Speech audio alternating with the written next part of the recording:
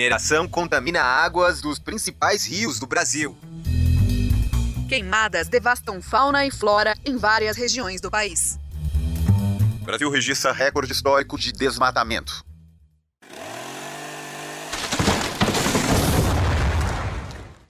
Manual de sobrevivência.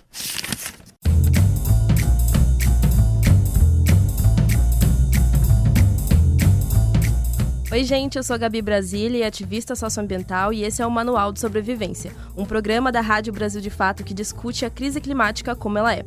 Um problema urgente, atravessado por desigualdade, disputa de poder e escolhas políticas. Toda semana eu divido essa conversa com o Juliano Medeiros. Oi Gabi, oi para todo mundo que está nos ouvindo. Eu sou o Juliano do Instituto Futuro e a gente está aqui para lembrar que não existe neutralidade quando o assunto é colapso ambiental. E o tema de hoje é um dos mais importantes e possivelmente um dos menos debatidos: a geopolítica em torno dos recursos naturais. Exatamente, muita gente ainda trata a crise climática como se fosse só uma questão ambiental ou de emissão de carbono na atmosfera. Mas na prática, ela tem tudo a ver com quem controla a terra, os minérios, a água, os combustíveis e até os dados. É por isso que hoje a gente fala em soberania. Guerra por fertilizantes, sementes, corrida por terras raras e até a militarização de territórios. A crise climática virou um novo campo de batalha dos interesses globais, literalmente. Pois é, e o Brasil está no olho desse furacão. Tem biodiversidade, tem minério, tem floresta, tem água doce e mesmo assim continua exportando riqueza e importando vulnerabilidade. E aí a gente se pergunta, que transição energética é essa que promete salvar o planeta, mas se apoia em exploração, extrativismo e desigualdade? E tudo isso acontece no mesmo ano em que o Brasil vai sediar a COP30, a Conferência do Clima da ONU, lá em Belém. Um espaço que poderia ser de solução, mas que na prática é cada vez mais dominado por lobbies empresariais e disputas econômicas. Então a pergunta de hoje é: dá para falar em justiça climática sem enfrentar a geopolítica dos recursos? E o que o Brasil quer e pode disputar nesse cenário? E para conversar conosco, a gente recebe hoje o Márcio Astrini, que é secretário executivo do Observatório do Clima, que é uma coalizão de várias entidades socioambientais. Eu poderia dizer que reúne o que tem de melhor no ativismo socioambiental brasileiro. Márcio, muito bem-vindo. E para começar o nosso papo, eu já queria te pedir uma ajuda para contextualizar esse tema para quem está nos ouvindo. A gente está num momento em que o debate sobre geopolítica se relaciona cada vez mais com o acesso aos recursos naturais. A gente viu aqui, inclusive, no caso do Brasil recentemente, o tarifaço do Trump acabou se desdobrando numa discussão sobre acesso a minerais raros, terras raras, como uma moeda de troca para que o Brasil não sofresse os impactos desse tarifaço que foi articulado pelo filho do Bolsonaro nos Estados Unidos com o Donald Trump. Então, para que a gente possa também entender, os nossos ouvintes, queria começar te perguntando exatamente qual é a relação do tema da geopolítica, dos conflitos internacionais de hoje, com a crise climática. Onde é que as duas questões estão se encontrando? Muito bem-vindo. Obrigado, Juliano, Gabi, é um prazer estar aqui com vocês, um abraço para todo mundo que está nos ouvindo, nos vendo. Esse tema aí é o tema, eu acho que um dos temas principais, né?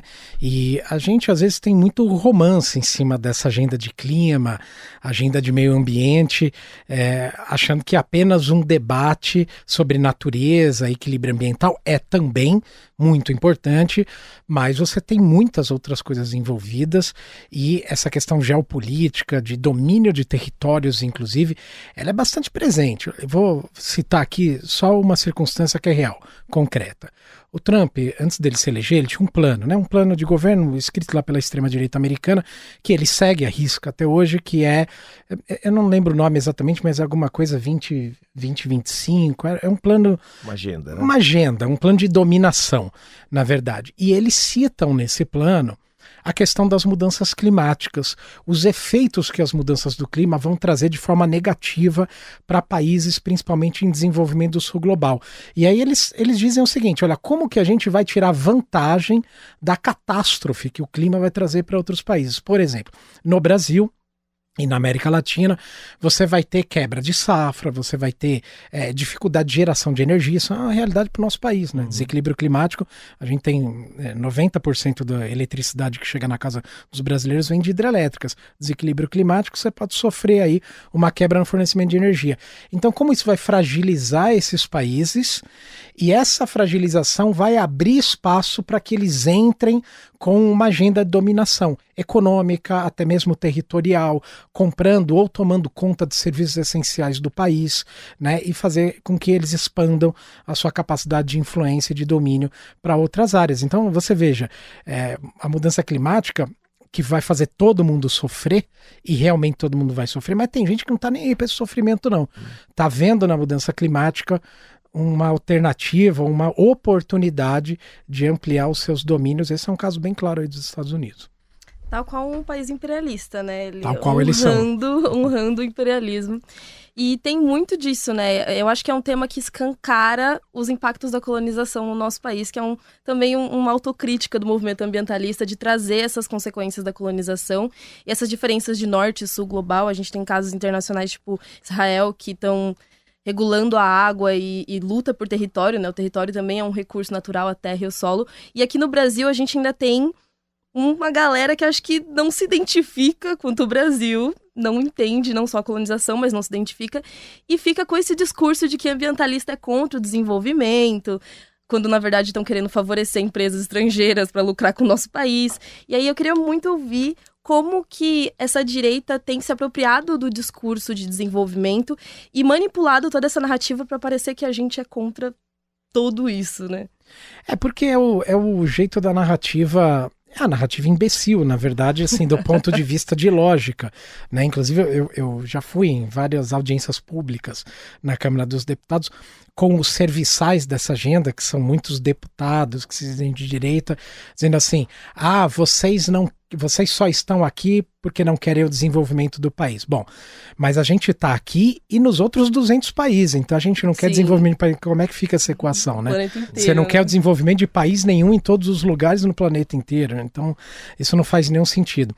Inclusive deputados falando assim, na época eu trabalhava no Greenpeace, eu trabalhei 14 anos no Greenpeace, e ele falava assim, o Greenpeace nasceu nos Estados Unidos e no Canadá, mas tem uma sede na Holanda, e ele dizia que o Greenpeace era holandês, então já começava, aí ele começava errado já, mas ele dizia assim, vocês holandeses não querem o desenvolvimento da nossa agricultura porque vocês são concorrentes. Olha. E aí eu falei para ele, olha, deputado, o senhor precisa, né, dar uma lidinha de vez em quando, só uma lidinha, assim. Se preparar um pouquinho pra gente já adiantar as coisas um pouco, não precisar ficar no básico. Mas assim, a Holanda, inclusive, ela é um grande exportador, é um país exportador, às vezes em larga escala, de produtos que vêm da agropecuária brasileira. Também de madeira, outros produtos e tal. Então por que um país como a Holanda iria querer fechar a sua fábrica de matéria-prima? Para fazer o quê? Para ter prejuízo? Então, quer dizer, não faz nenhum sentido, né? Nem do ponto de vista econômico, nem do ponto de vista lógico, de diplomacia, qualquer outra coisa, né? Mas eles adotam esse discurso porque é um discurso prático, é fácil, às vezes encanta, é o nós contra eles, né? Sim. Não tem nenhuma profundidade e acaba tendo algum efeito eleitoral. Mas a verdade é que, assim, a agenda ambiental, ela é uma agenda que ela não combina com a direita, extrema-direita no mundo. Porque ela é uma agenda que você precisa seguir a ciência, você precisa ter uma visão de futuro, de preocupação com as pessoas, de justiça, de combate às desigualdades, né, de como que você vai enxergar o desenvolvimento de um país a partir do combate à pobreza, de você garantir recursos básicos para as pessoas, comida, água. É isso que está em jogo quando a gente fala em desequilíbrio climático. E a preocupação com a qualidade de vida das pessoas é o básico quando você fala de uma agenda de clima. Isto não cabe na agenda da direita. Porque a direita ela não quer saber disso, de você levar todas as pessoas consigo num governo, considerar todos, combater desigualdades. Não é, a agenda é oposta. Então a agenda de clima ela causa um incômodo muito grande. Eu costumo dizer, inclusive, para várias pessoas que assim, a esquerda, ou não vamos falar esquerda, mas o campo democrático no mundo deveria olhar para essa agenda de mudanças climáticas, assim como várias outras, direitos humanos, cultura, educação, ciência e tal. Essas agendas são agendas naturalmente opostas à agenda de extrema-direita, porque são agendas que falam sobre o futuro e um futuro mais igual para a humanidade. A luta essencialmente dessas agendas é essa, e isso essencialmente não cabe nesses movimentos que nós estamos vendo de extrema-direita mundo afora. Agora, a gente, enfim, já sabe que boa parte das articulações da extrema-direita se dão no plano transnacional, ou seja, as extremas-direitas têm características nacionais, mas eles se encontram, eles têm lá o CEPAC, que é o Congresso Conservador, que aconteceu em Florianópolis, né, com o Milley, nos Estados Unidos, etc e tal. Aqui mesmo em São Paulo, de onde a gente fala, já teve um desses fatídicos encontros, né? E nós também já sabemos que eles estão com esse pepino na mão, porque o tema climático vai ser cada vez mais mobilizador de afetos, de preocupação, de interesses da sociedade, e eles não podem simplesmente negar que aconteça. O discurso do desenvolvimento tem algo que lhes favorece, porque é um discurso que está na boca de todo mundo. Quer dizer, todo mundo, em tese, né, quando fala de desenvolvimento, fala de uma coisa que parece boa. Do presidente Lula ao Paulo Guedes. Todo mundo usa este conceito de desenvolvimento. O que eu queria refletir contigo, Márcio, é que ao mesmo tempo que eles têm um pé na canoa do desenvolvimento, eles têm um pé na canoa do negacionismo. Como é que essa agenda, você que está participando de fóruns internacionais, está sempre em contato com realidades fora do Brasil, como é que essa agenda da extrema-direita se expressa? Aqui no Brasil, a Gabi falou muito bem, quer dizer, é na fórmula do direito ao desenvolvimento, vamos chamar assim, que a direita usa, né? Mas e fora do Brasil, nos países ricos, por exemplo, como é que a AfD na Alemanha, como é que o trumpismo nos Estados Unidos, o que você tem visto quando se fala de negacionismo e de agenda de extrema-direita para o clima? Isso é uma coisa muito interessante, porque quando você olha para o problema do clima e vê o que levou a esse problema, que é realmente o capitalismo e esse desenvolvimento tal qual ele se mostra hoje. Você percebe claramente que quem cavou esse buraco não vai construir a escada de saída. Sim. Tá muito claro isso. Sim. Né? Então, isso joga muito contra, não joga muito contra, isso explica muita coisa do porquê você tem a agenda ambiental muitas vezes como alvo de governos de extrema direita ou autocracias. Você pode pegar quase todas elas, a agenda climática, várias outras, não é exclusividade da agenda climática, mas a agenda climática é um alvo deles. Tem uma questão importante sobre essa coisa do negacionismo, ele mudou de fase. Agora, o negacionismo climático. Por quê? Porque era muito fácil você, sendo negacionista, colocar em dúvida dados de um relatório. Tem um relatório prevendo aqui o clima, vai piorar, vai acontecer isso, enchente, inundação, furacão e etc. E a pessoa diz, não é bem assim, né? Tem outros dados aqui que contrapõem e tudo mais. E colocavam em dúvida se realmente aquilo lá era verdade ou não, aquela previsão. O problema é que as coisas saíram do papel. Não tem mais previsão climática apenas. Claro. As coisas estão acontecendo. Claro. Então antes, para saber sobre clima, a pessoa precisava ler um relatório. Agora ela abre a janela de casa. Como é que faz para você negar a realidade? E tem gente que nega. Tá? Eu já vi deputado federal no Brasil, no meio da enchente do Rio Grande do Sul, em Porto Alegre, com a água na canela, acima, no joelho, dizendo que aquilo não estava acontecendo. Tem, mas são franco-atiradores. Na verdade, a maioria migrou dessa agenda de não vai mais acontecer para um outro raciocínio. E olha como esse raciocínio é elaborado. Eles dizem o seguinte, isso acontece muito nos Estados Unidos, tá? Mas também em outros países envolvidos, países ricos. Eles dizem o seguinte, está acontecendo a mudança climática. O que tem limite ou o que não existe não é a mudança do clima, eles dizendo. O que não existe é a solução tal qual as pessoas pregam que tem que ser adotado, enfim. Claro. Essa revolução ou modelo, essa mudança do modelo. Né? Então, eles criam esse discurso para tentar, enfim, dar um golpe em duas coisas ao mesmo tempo. Né? Primeiro, em dizer que o clima, o problema do clima não é que ele não existe, ele existe, é como se trata ele. E o segundo, que questionar o modelo de desenvolvimento não é a saída, né? Que é o único modelo que pode dar saída para isso. Então, o que eles dizem? É o seguinte, o que a gente está negando é a capacidade da solução ser desse jeito que esse pessoal está cobrando.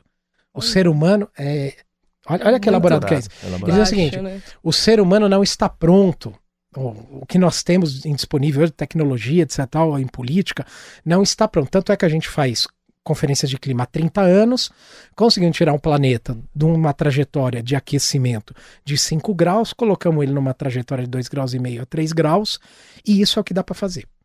Então, vamos nos contentar com isso. Em vez da gente gastar dinheiro diminuindo as emissões, nós vamos começar a gastar dinheiro adaptando a população do nosso país, aí é do país deles, do nosso país, às mudanças que são inevitáveis, porque nós não vamos conseguir chegar nesse lugar aí que dizem que a gente tem que chegar, que é limitar a 1,5 graus e fazer as transformações dos sistemas alimentares, da forma de geração de energia e tal. E eles continuam, Márcio, falando, desculpa te interromper, eles continuam falando que o aquecimento não é ação humana, ou seja, essa ideia de que o aquecimento é normal, faz parte dos ciclos de resfriamento e aquecimento do planeta, isso continua no léxico da extrema-direita, mundo afora, ou eles pararam com essa bobagem, já reconhecem que o aquecimento global, ou seja, já conectaram com a realidade, pelo menos nesse aspecto? Depende muito do que eles estão falando. Quando eles estão falando de indústria de petróleo, por exemplo, sim. Eles tentam colocar em dúvida toda hora que o petróleo não é esse vilão todo aí que estão dizendo e etc e tal. Porque a indústria do petróleo é uma indústria base para a extrema-direita no mundo. Não à toa eles elegeram o Trump nos Estados Unidos, né, que é o maior garoto propaganda e o maior acionista do apocalipse climático. Hoje é ele. Então você tem esse discurso sendo feito, esse novo comportamento sendo feito, mas só um detalhe, para ficar bem claro o que é que eles defendem. Um planeta aquecido a 2,5 graus significa que bilhões de pessoas ficam sem acesso a comida e água no mundo. É uma situação malthusiana, né? Quer dizer, é uma situação de empurrar muita gente para a morte. Para a morte, exatamente. É isso, né? Em outras palavras. E a reação deles, não é exatamente nessas palavras, mas é assim, paciência. Fazer o quê, né? Fazer o quê? E aí, veja bem, vou citar só um exemplo para que a gente compreenda a dimensão disso. A gente teve aqui um deslizamento de terra muito grande em São Sebastião, em São Paulo, todo mundo deve se lembrar. Foi a maior chuva em volume num curto espaço de tempo que nós tivemos no Brasil, 1.000 milímetros em poucas horas. Desbarrancou ali a encosta, pessoas morreram e muitas perderam suas casas e tudo mais. Então as pessoas pagaram, ou com a própria vida, ou com um pouco que tinham. 2 semanas depois, a gente teve no Arkansas, nos Estados Unidos, um tufão que passou ali e também teve o mesmo efeito infeliz sobre as pessoas. Matou algumas pessoas e algumas perderam as suas casas. As mortes são irrecuperáveis, né? Mas vamos nos concentrar nesse problema, no revés material. As casas que foram perdidas no Brasil e nos Estados Unidos, que país vai conseguir reconstruir essas casas primeiro? Que tem dinheiro para fazer isso. Tá? Vamos pegar esse ponto. Muito bem. Agora pega isso e joga isso em escala. Quem é que vai ter condições de amparar a população, de fazer, por exemplo, agricultura irrigada, né, de mudar ou transformar a sua forma de geração de energia, a sua indústria, né, toda a sua agricultura, agropecuária, etc. Qual é o país?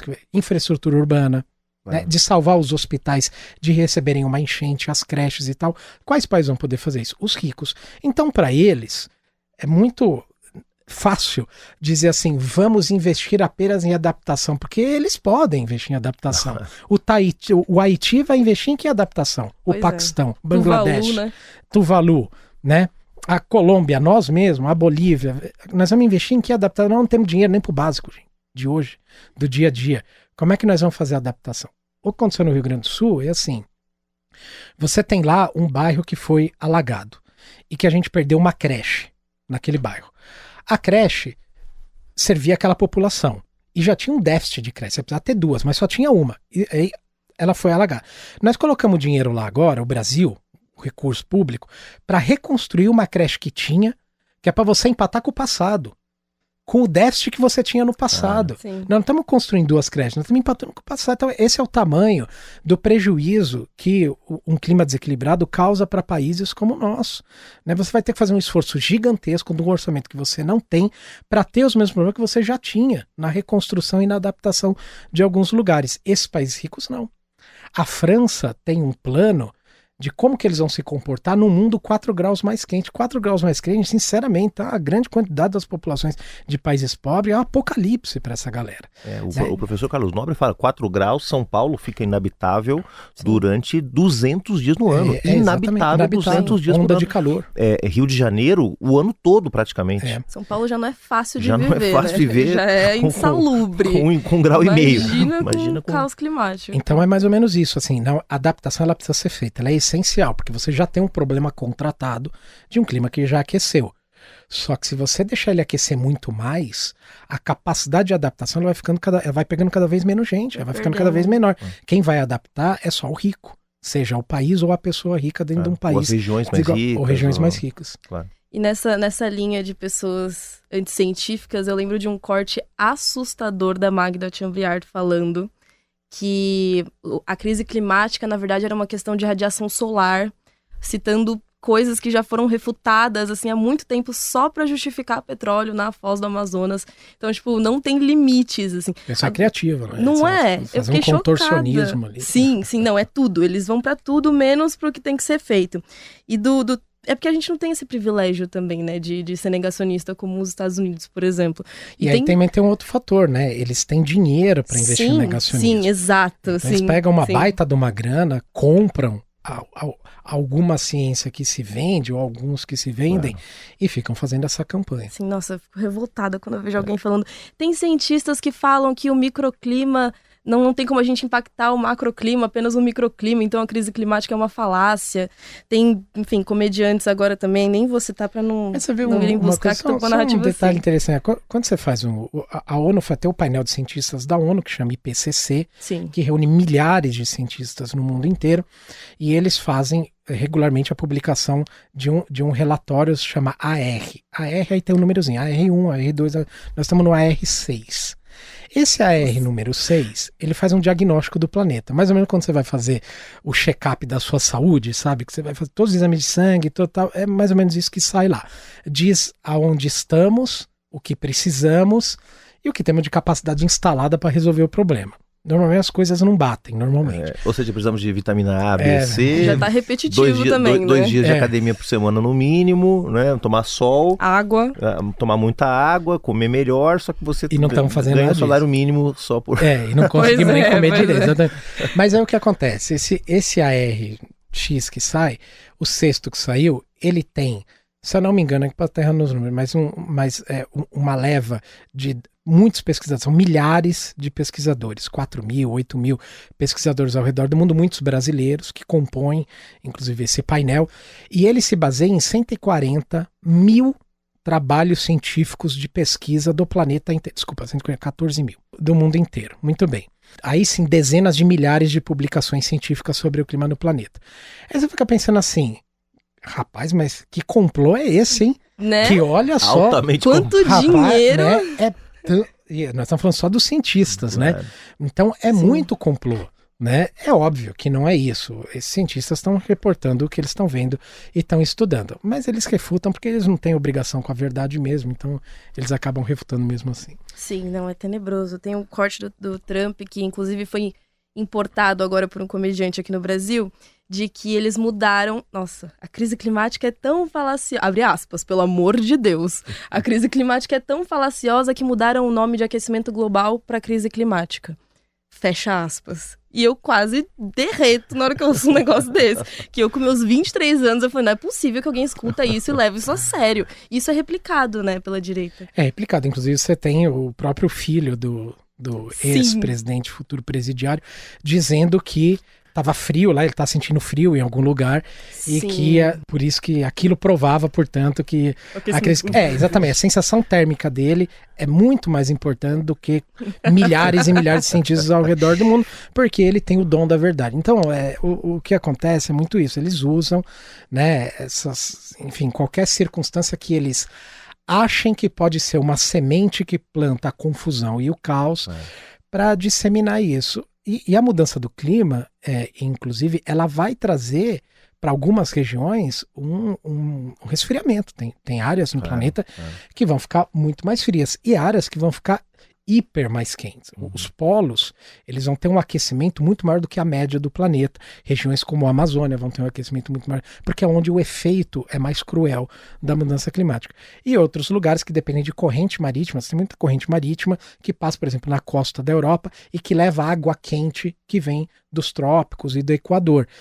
Essa corrente marítima, ela pode perder força e essa água quente não chega com a mesma intensidade nessas regiões, essas regiões resfriam, né? Então, mudança do clima muda o clima de forma geral. Alguns lugares resfriam, mas a maioria esquenta.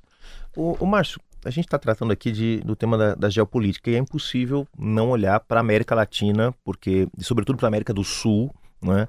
Na América do Sul nós temos 40% da biodiversidade do planeta, 30% da água doce, com o Brasil ocupando, obviamente, uma posição de liderança. Metade da Amazônia está no território brasileiro. Sim. Nós somos metade do território da região, uma região que é rica em minérios, tem terras raras, a floresta que nós já mencionamos aqui, e ainda onde predomina uma lógica extrativista ou neo-extrativista nos últimos anos, né?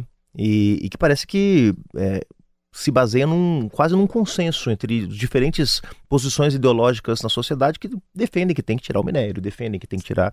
Eu lembro de uma palestra de um intelectual que eu admiro muitíssimo, o Álvaro Garcia Linera, foi vice-presidente da Bolívia entre 2005 e 2019, justificando por que a Bolívia precisava extrair o gás, né, para gerar aquilo que na economia política clássica se chama de capital primitivo, né, acumular um capital primitivo, ou seja, um capital primário para que aquilo pudesse impulsionar um ciclo de desenvolvimento. A gente continua ouvindo isso aqui quando se fala de exploração do petróleo no Brasil, né? Precisamos do petróleo para financiar a transição. Pois bem, é óbvio que a região ela é muito importante na oferta de bens e primários, sobretudo.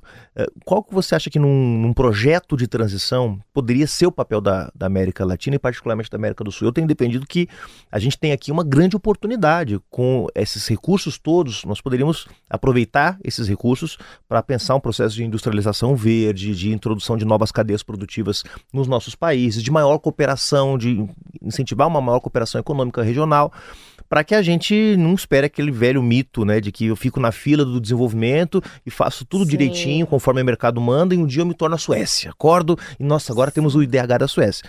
Não, mas porque a gente, na divisão internacional do trabalho, da produção capitalista, passe a ocupar outro lugar. Como é que está a discussão sobre o papel da América do Sul, no teu ponto de vista, em relação à transição?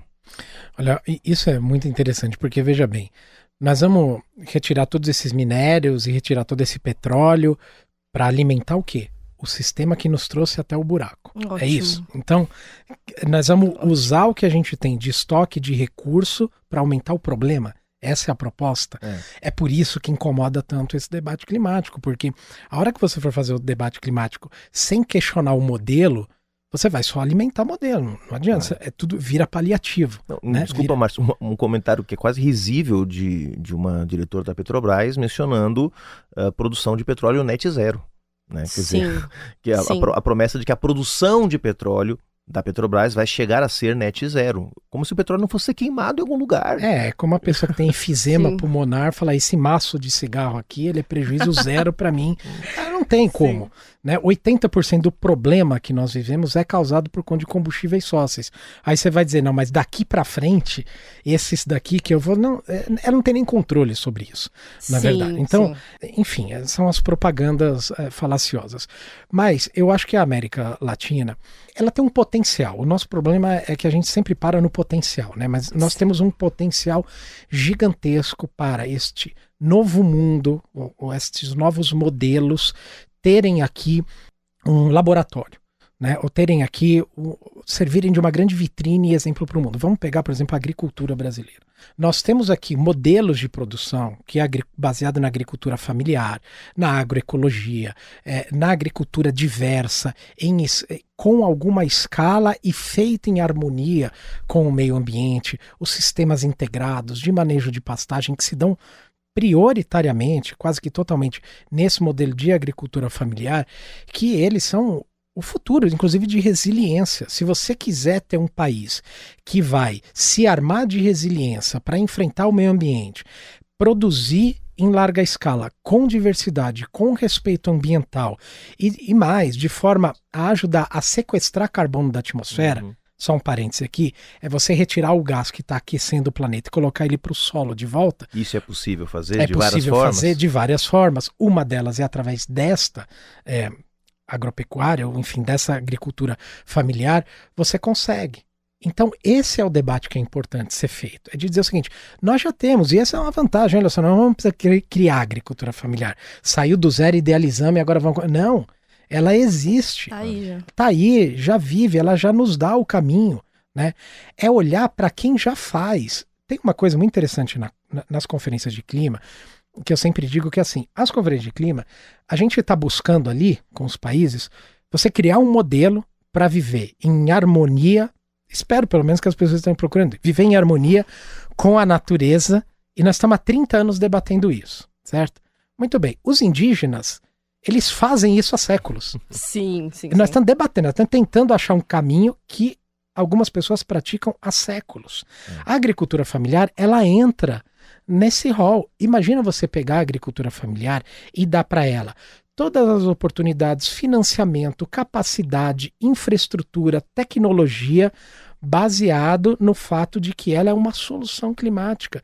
Isso daqui é maravilhoso. Quem faz isso no mundo hoje? Ninguém. E nós temos parceiros, países irmãos, que são muito similares ao Brasil, como por exemplo a Indonésia, né, que tem uma agricultura familiar ou uma agricultura em pequenas propriedades em larga escala, compõe uma base importantíssima da economia, da geração de emprego, da produção de alimentos lá, e que poderiam ser parceiros do Brasil nisso. Para essas outras questões, também acho que todas, de minérios, de acesso à água potável. Água, infelizmente, tende a ser, num mundo mais quente, um item de guerra, de disputa. Mad Max, né? De disputa territorial mesmo, né? Não à toa, os países estão interessadíssimos no Brasil. Não essa teoria da conspiração que eles vão invadir a Amazônia e tal, porque isso daí é um discurso feito há muito tempo e não compatibiliza com a verdade, mas o que eles querem é dominar territórios no Brasil, né? A gente está falando aqui no comecinho do plano dos Estados Unidos, do Trump, né, de dominar na fragilização desses territórios. É exatamente isso, eles esperam que essa fragilização venha muito dos problemas climáticos. O Brasil tem capacidade, por exemplo, de criar autorresiliência e de trocar resiliências com os países da América Latina. Aonde aquele país é bom, ele nos ajuda, e onde que a gente é bom, a gente ajuda esses países. Essa integração, ela é possível ser feita com a América Latina e com o Sul global, mas você tem que quebrar os elos que hoje aprisionam esses países a um modelo que nos trouxe até aqui. Essa guerra não vai ser fácil, não. Tá? Nós estamos já vendo o que está acontecendo. Os tarifaços, eles são exatamente nessa trilha, né, de fazer escravos os países que podem, na verdade, ser o exemplo da mudança. Muito bom. E olha, foi importante que o Márcio trouxe o tema da agricultura, porque nós estamos aqui no Manual de Sobrevivência e, claro, junto com a Rádio Brasil de Fato, você pode acessar muitos conteúdos sobre esse tema, sobre o tema da luta pela reforma agrária popular, justa e soberana, no site do Brasil de Fato, né? Aliás, toda a plataforma CP Mídias, todos os produtos e plataformas do Brasil de Fato trazem sempre muito debate sobre isso, então acesse brasildefato.com.br e siga o Brasil de Fato e a Rádio Brasil de Fato também nas redes sociais para ter acesso a mais informações sobre este tema tão importante que o Márcio nos trouxe. Não é isso, Gabi? É isso. Na verdade, eu queria puxar para esse assunto das terras raras, né? Porque a gente já falou que o Brasil tem a verdadeira riqueza, né, que é os recursos naturais, a gente tem a maior biodiversidade do planeta, então a riqueza tá aqui. E a gente tem um vizinho que só precisa de uma desculpa para querer levar democracia, ou querer levar qualquer direito que na verdade ele não acredita para entrar ou cometer qualquer violência com outros países. E como a gente tem a segunda maior reserva de terras raras, como que a gente pode abordar esse tema, considerando também que a tecnologia tá vindo aí, inclusive minerando o fundo do oceano. Eu fiquei traumatizada de descobrir que tem mineração submarina também. E eu queria ouvir mais sobre esse tema de como a gente pode tratar essa questão das terras raras, considerando a nossa realidade brasileira e de que o nosso vizinho tá ali bem de olho. Eu acho que é uma discussão de soberania, e soberania você não reclama, você pratica, né? E a prática da nossa soberania sobre os recursos naturais, as águas, as terras raras, o vento que a gente tem aqui, a incidência solar, tudo tudo que nós temos aqui se dá através do Brasil olhar para esses lugares e ter um plano do que fazer sobre isso. Envolver a sua população, mostrar para a sua população que esse é o futuro. Então, um plano, como é que nós vamos explorar essas áreas? Para o que elas serão utilizadas? Sim. O que elas vão trazer de retorno para o país? As pessoas que estão lá, nessas localidades que têm essas terras raras, como que vai se dar o uso dessas terras ou dessas riquezas que existem para enriquecer a sociedade como um todo e prestigiar essas pessoas, aumentar emprego, renda dessas pessoas que estão ali. Quer ver um exemplo de como que a gente não faz isso? Vou fazer uma pergunta aqui para vocês, né? Para nós que estamos aqui na mesa e para quem está nos vendo e nos ouvindo. Qual que é o plano para a Amazônia que o Brasil tem? Qual é? Alguém já viu? Está escrito em algum lugar? Alguém sabe onde é que está? Nunca teve. Nunca teve. A Amazônia é metade do nosso país, gente. Sim. Né? É o maior pedaço de biodiversidade do planeta. Você quer encontrar diversidade de vida? Vai para a Amazônia. É lá onde se concentra a maior diversidade de vida do planeta. É onde você tem a maior concentração de água doce do planeta. Aonde boa parte das terras raras estão. Qual que é o nosso plano? Como país para lá? Não existe. Não temos. O único plano que teve para a Amazônia até hoje foi durante a ditadura militar, que não foi um plano, na verdade, foi a invasão. Que o lema era homens sem terras para terras sem homens, e levaram uma parte do sul do país para reproduzir na Amazônia o que era feito, ou que foi feito na Mata Atlântica, que é a devastação. Inclusive os cartazes da época eram escritos assim, para incentivar as pessoas a irem para lá. Vamos eliminar o Inferno Verde. O Inferno Verde, no caso, eram as árvores. Né? Era assim. E o programa do governo federal era: vá lá, desmate, e apenas com o desmatamento e a destruição completa do meio ambiente você ganha o título de terra. Então, olha só, a pessoa era premiada. Em nome do desenvolvimento. Né? É o único plano que não é um plano, na verdade, né? Que é a destruição que você leva para a região. Mas muito bem, nós não temos esse debate no país. Então as coisas na Amazônia, o desmatamento, ele vai acontecendo na região. Ele vai se impondo, vai acontecendo, porque é a fórmula que foi criada um dia e ele vai se impondo naquela região. Não à toa, o crime organizado... Faz há 500 anos no Brasil, né? Há 500 anos. A mesma fórmula, né? E o crime organizado, ele vai entrando naquela região, porque existe vácuo do Estado. Sim. Né? A questão da soberania e dessa discussão do que faremos com esses recursos todos vai nessa mesma esteira. Se você não tem um plano, se você não diz como aquilo vai ser utilizado, para o quê, qual propósito, e tem um plano, fica solto, tá certo? Você tem um dono no papel, que é a delimitação administrativa e do Brasil e etc. tal, mas esse dono que somos nós, não estamos praticando domínio. Não exerce a soberania. Não exerce a soberania. Soberania você precisa exercer. Então a gente precisa saber o que a gente quer. Mais de 90% do desmatamento da Amazônia é ilegal. E veja vale isso. lembrar também que Há a gente décadas. tem um ex-ministro ali super investigado, Ricardo Salles, está sendo investigado justamente por atuar com um contrabando de madeira ilegal ali na Amazônia. Facilitação de contrabando ilegal de madeira. Ministro. Ministro do desmatamento, que eu me nego a chamar ele de ministro do meio ambiente. Ele foi de ministro da devastação. Tá lá, são 9 crimes, inclusive, que ele é denunciado. Nossa. É denunciado pela Polícia Federal no Supremo Tribunal Federal. Por 9 crimes. Né? Porque ele podia ser denunciado por apologia à ditadura militar, podia ser denunciado foi o que deu para apurar, né? O que deu para apurar. Na época. Mas, mas é isso daí, ele é isso que nós temos. Então, essas pessoas, inclusive você veja só, né, um deputado, um ex-presidente que defende com que um outro país exerça tarifas prejudique o seu país. Essas pessoas são capazes de tudo. Inclusive, principalmente, de vender os nossos recursos naturais. Então, para essas pessoas, não interessa que a gente tenha um plano soberano sobre as nossas terras, as nossas possibilidades, as nossas riquezas. E as riquezas, eu não estou falando só dos minerais que estão embaixo do solo. Vou voltar. A nossa riqueza é também o conhecimento como tem os indígenas e a agricultura familiar no Brasil. Isso é um ativo do país. Isso é uma riqueza que nós temos. Sabedoria. De produzir, sementes, exatamente. Conhecimentos tradicionais. Isso é uma riqueza. Essas pessoas não têm o menor interesse que esse tipo de agricultura se desenvolva no país. O Márcio, um dos temas aí que, obviamente, quando se pensa em clima, está sempre muito presente e, sobretudo, no norte global, mais do que aqui, porque no caso do Brasil, a gente já comentou isso em outros programas, né, Gabi? Os principais fatores, né, que geram emissão de gases de efeito estufa no Brasil são as transformações produzidas no uso do solo, seja através da pecuária, seja através do desmatamento, mas é incontornável falar de petróleo, porque nós sabemos que é uma das indústrias, se não a indústria mais poderosa do planeta. Em torno dessa indústria estão centenas de crimes cometidos ao longo do último século, né? Invasões a países, mortes produzidas em escala industrial, né? E em torno da indústria petroleira, dos interesses da indústria petroleira, ainda se organizam diversos conflitos regionais mundo afora. A guerra da Ucrânia, de certa forma, isso. O genocídio em Gaza também tem aí um reflexo indireto desse aspecto. Invasão do Iraque. A invasão do Iraque e do Afeganistão, e por aí vamos.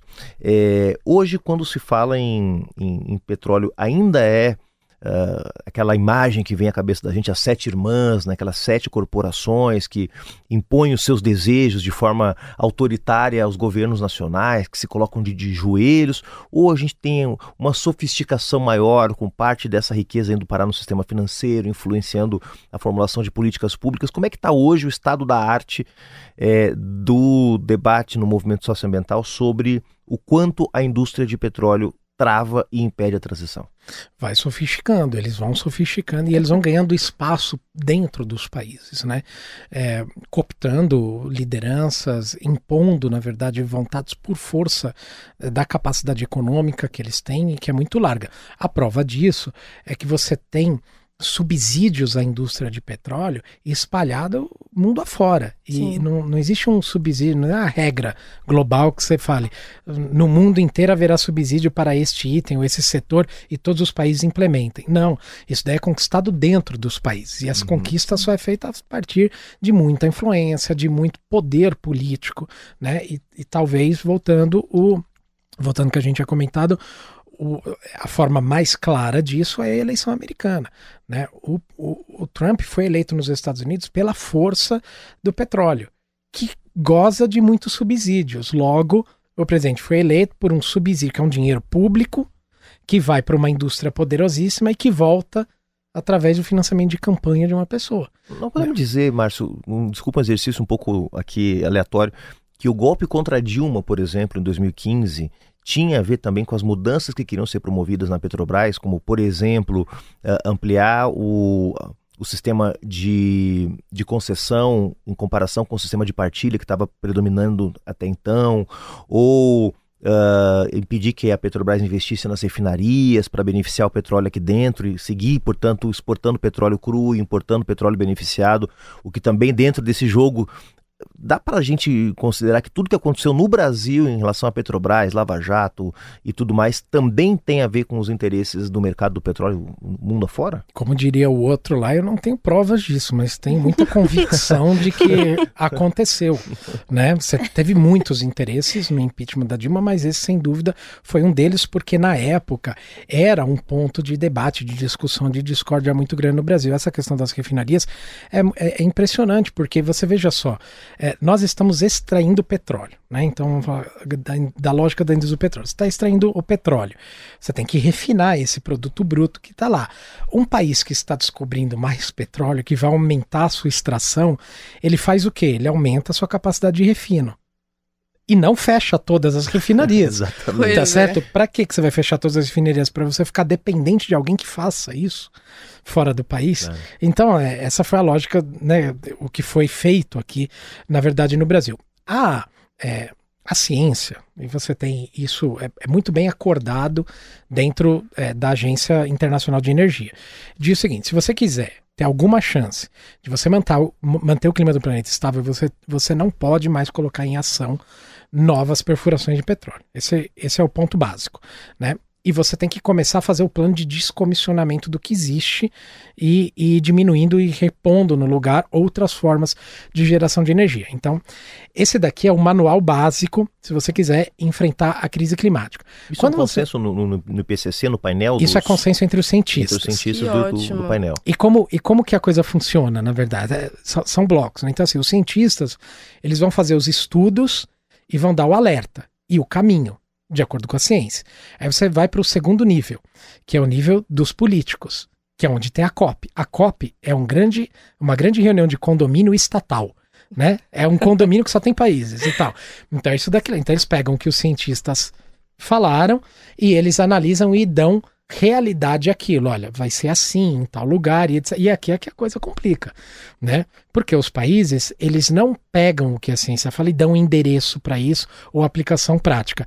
Eles pegam ali e criam um enorme veja bem, né? Veja bem. Um enorme na volta a gente compra. Sim. Né? E aí a coisa para ali. Né? Porque o terceiro passo seria: eu analiso o que a ciência está me dizendo, eu crio as regras, crio o regulamento e vou para dentro do meu país com a sociedade civil, o setor privado, dizer que agora a banda vai tocar desse jeito, porque senão o planeta acaba. O planeta não acaba, né? A gente acaba dentro do planeta. Sim. Então, esse deveria ser o fluxo, só que foi interrompido aqui nos países. Então, os países defendem... Eu estou falando isso por conta do petróleo. O que você deveria ter nessa discussão dos países com relação ao petróleo, era isso que nós estamos pressionando o governo brasileiro para fazer, é você colocar em cima da mesa a seguinte proposta: quem vai parar de explorar petróleo? Como? Quando? Qual é o esforço? Quem faz esse esforço primeiro? Tá certo? Porque você não vai fazer essa transição em clima suave, sem dor. Será dolorida. Sim. Alguns terão que fazer primeiro. Alguns terão que investir mais. Alguns terão que abrir mão. Quem vai abrir mão? Os países pobres? Os países pobres não têm nem do que abrir mão. Quem vai ter que abrir mão são os países ricos. Né? São os países já desenvolvidos. São os países que fizeram fortuna em cima do modelo que cavou o buraco. Então esse é todo o debate, na verdade, da agenda de clima. Por isso que não é um debate apenas técnico, é um debate geopolítico, né? Então esses países se recusam a fazer. Agora veja, os países que são em desenvolvimento e que têm possibilidade, nesse caso do petróleo, de fazer, eles têm que mostrar uma liderança e uma iniciativa, né? Mas eu também ouço o outro lado de dizer o seguinte: nós não vamos poder fazer tudo sozinho, só um país, sem que ao menos os países ricos também concordem em fazer e você tenha uma linha do tempo, uma linha de ação em que eles vão fazer, porque senão esse país isoladamente ele não se sustenta politicamente nessa iniciativa, tá certo? Estamos vendo um pouco na Colômbia agora. Veja bem, você é de um país, né? E você diz o seguinte: eu não vou fazer isso daqui, essa atividade econômica, seja ela qual for. Nós estamos falando do petróleo, mas pode ser qualquer uma outra. Eu não vou mais praticar essa atividade econômica que joga aqui um peso no meu país, econômico e etc e tal. O mundo inteiro não chegou a um consenso de que vai fazer a mesma coisa. Eu vou fazer sozinho. Isso daqui não pode ter uma importância, senão você não se reelege mais. Isso daqui não pode ter senão você quebra, inclusive, a espinha dorsal daquele governo, daquela corrente que está olhando para a questão climática. Isso é muito pragmático. Claro. Né? Eu gostaria de poder virar e dizer o seguinte: isoladamente, um país vai fazer, ele se sustenta, ele vai conseguir fazer sozinho, dar o grande exemplo, mostra o caminho e vai ser tal. Nem sempre isso é possível. Em algumas coisas é possível, em outras coisas não é possível.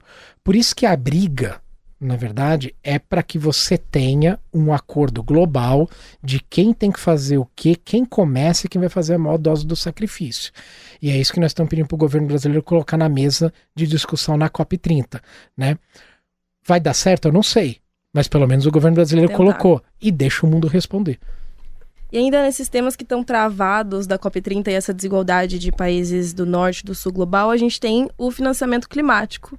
O famoso e tão esperado e tão aguardado que só a gente ouve e não vem, né? Que é justamente essa proposta dos países do norte global ajudarem financeiramente os países do sul global. Em que status estamos com o financiamento climático e quais as expectativas desse financiamento climático para a COP30? Estamos num status péssimo, na verdade.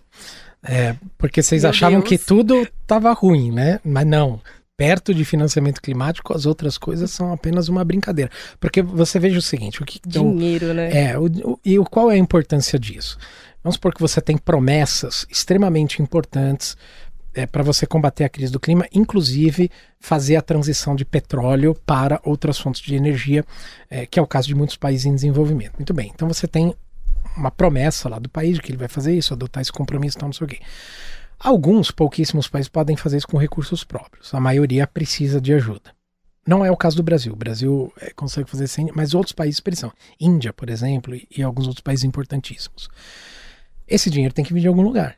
É isso que a gente chama de financiamento climático. São os ricos que têm capacidade de financiamento, colocar esse dinheiro à disposição para que essa transição nos países que muito emitem, mas não têm dinheiro para fazer a transição, eles possam deixar de emitir, implementando novos modelos. Muito bem.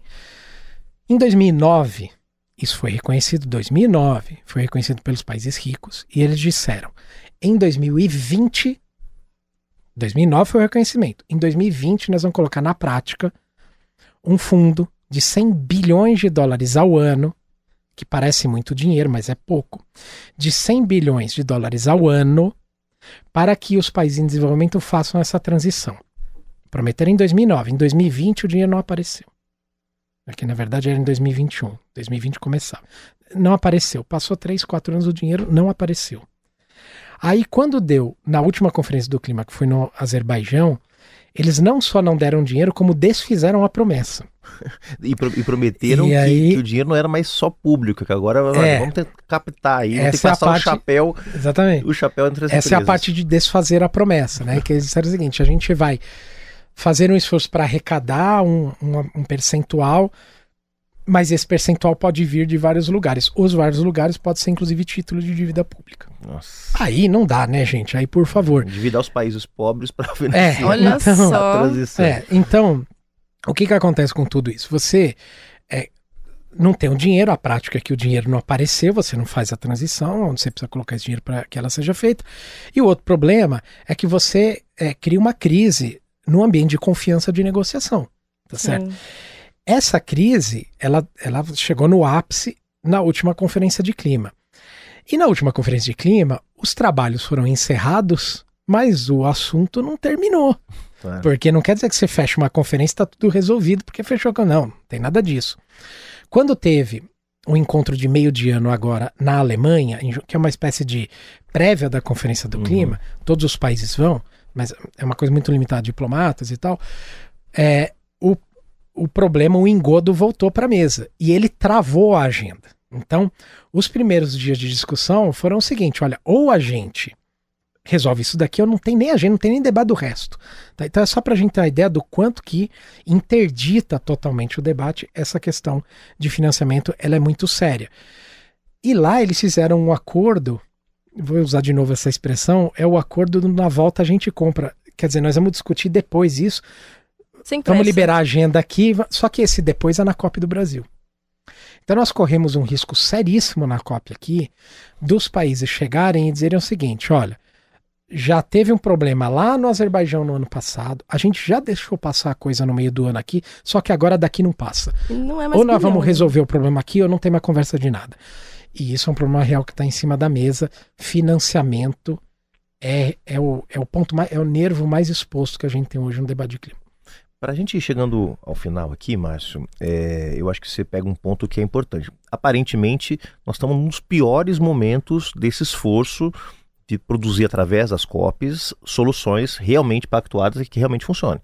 Né? Se a gente pegar 2015, o Acordo de Paris foi um passo importante, depois a gente teve o reconhecimento de que os combustíveis fósseis precisam ser superados na COP de Dubai, e outros aqui que eu não vou me lembrar, mas assim, é possível falar de avanços ao longo desses 30 anos, né, desde a primeira conferência. Então nós estamos vivendo um momento difícil, de impasse, e combinado com uma desmoralização total dos organismos multilaterais mais tradicionais, a própria ONU, né, nós estamos vendo o que está acontecendo agora na faixa de Gaza, a completa incapacidade dos organismos e mais, né, gente questionando e negando abertamente esses organismos, como é o caso do Trump em relação a tirar o financiamento da Unicef, da ONU Mulheres, da FAO e por aí vai.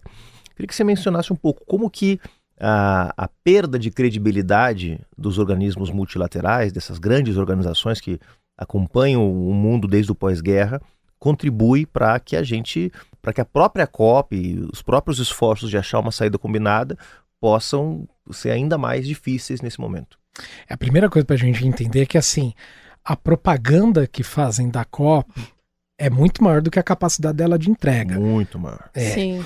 Então não resolve tudo, né? Não vai trazer todas essas soluções aí que o pessoal põe em esperança.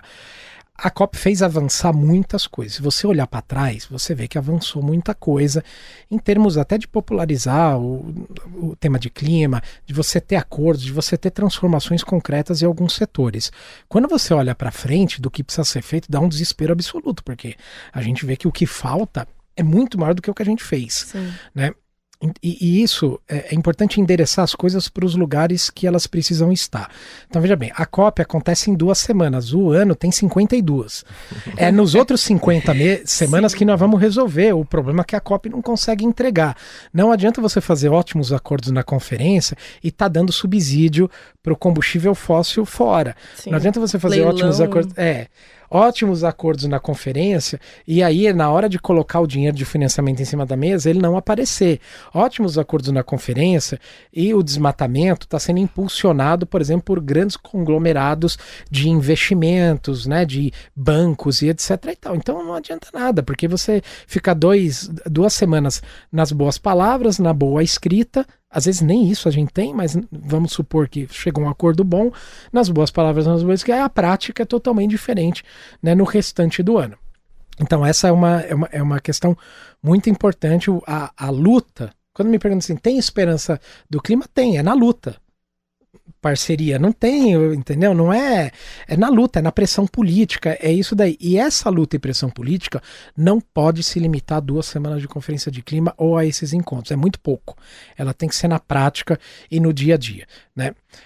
Países, ou melhor, setores como a extrema-direita, eles estão absolutamente convencidos de um pensamento cruel de que a mudança do clima vai transformar o planeta em alguma coisa que não vai dar para todo mundo.